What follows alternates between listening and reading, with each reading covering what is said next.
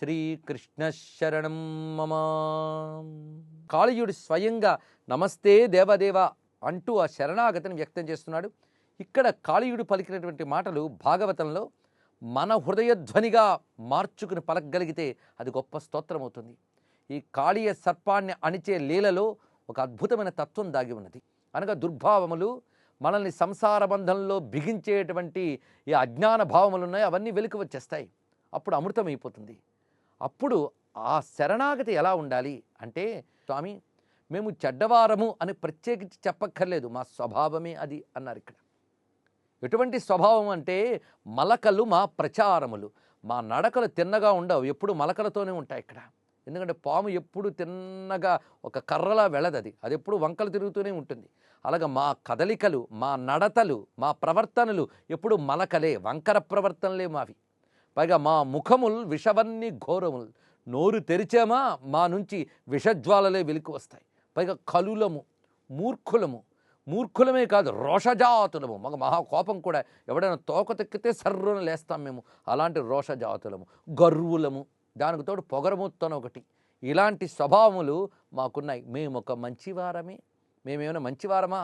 ఈ మాటలు నిజానికి సర్పాలకి సరిపోతుంది. ఎందుకంటే వంకర నడకలు, నోరు తెరిస్తే విషం, పైగా రోషము, మూర్ఖత్వము, ఇవన్నీ కూడా జంతుజాతి అయిన సర్పానికి సహజమే. కానీ వీటిని జాగ్రత్తగా గమనిస్తే ప్రతి చెడ్డవారి లక్షణములు ఇందులో కనిపిస్తాయి. అందుకు భగవంతుడి ముందు మన యొక్క తక్కువతనాన్ని, తప్పుల్ని రెండింటిని ఒప్పుకోక తప్పదది. అందుకే భగవంతుని ముందైనా తప్పులను ఒప్పుకోవాలండి. లోకం ముందు తప్పుల్ని కప్పుపుచ్చుకుంటాం. భగవంతుని ముందైనా హృదయాన్ని తెరచి మన తప్పులను ఒప్పుకుని పాపోహం పాపకర్మాహం పాపాత్మ పాప సంభవ త్రాహిమాం కృపయా దేవ శరణాగత వత్సల అనగలగాలి.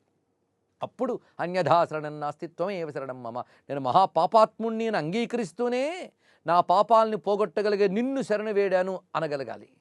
అది అవసరమైనది. అనగా ఇది సర్పాన్ని ఉద్దేశించి కాదు, మన బుద్ధుల్ని ఉద్దేశించి ఇక్కడ భాగవతకారుడు మనకు చేస్తున్న బోధ అని తెలుసుకోవచ్చు.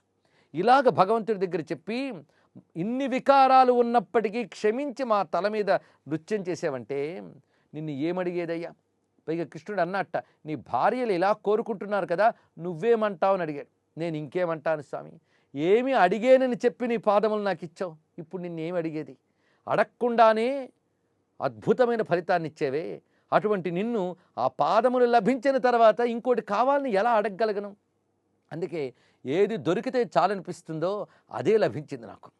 పైగా ఏది దొరికితే ఇంకేది అక్కర్లేదని యోగులు చెప్తారో ఆ పాదములే నాకు లభించాయి నా తలపై. అనగా సహస్రార కమలంపై ఉన్న భగవత్ చరణములు లేదా గురుచరణములు లభించాయా అని స్ఫురణ ఇందులో మనకు కనబడుతున్నది. ఎందుకంటే గురుచరణముల్ని సహస్రార కమలంపై ధ్యానించడం ఉపాసనా సంప్రదాయంలో కనిపిస్తుంది. అలాంటి జగద్గురు చరణముల్ని తన యొక్క ఆ తలలపై ధరించాడు. ఇక్కడ మనం గమనించినట్లయితే ఆ కుండలినిగా సర్పాన్ని మనం భావించితే అది మూలాధారం నుంచి పైకి వచ్చేటప్పటికల్లా ఆ సహస్రార స్థానం పడగల్లాగే ఉంటుంది. దానిపై ప్రకాశించేటువంటి పరతత్వమే కృష్ణచరణము. ఆ భావంలో కూడా మనం ఇక్కడ గ్రహించవచ్చు.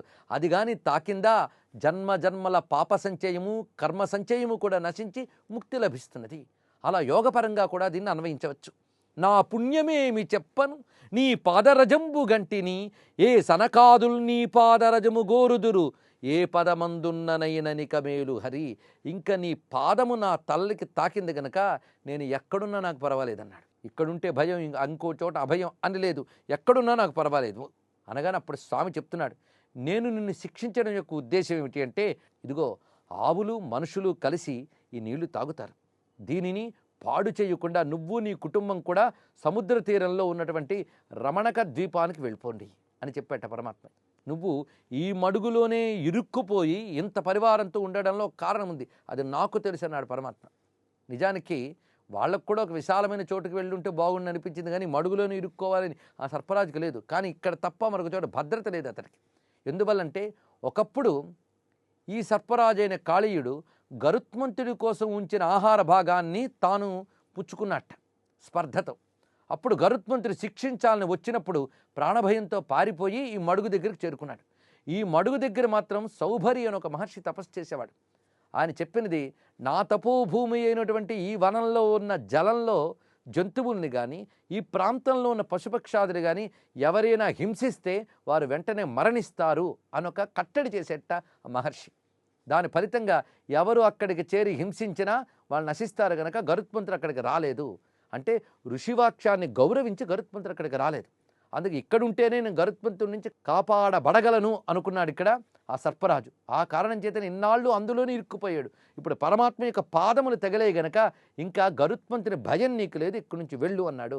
కనుక గరుడ భయం పోగొట్టి అభయస్థానానికి పంపించాడు కాళీయుని కృష్ణ పరమాత్మ. అటువంటి పరమాత్మకు నమస్కారం.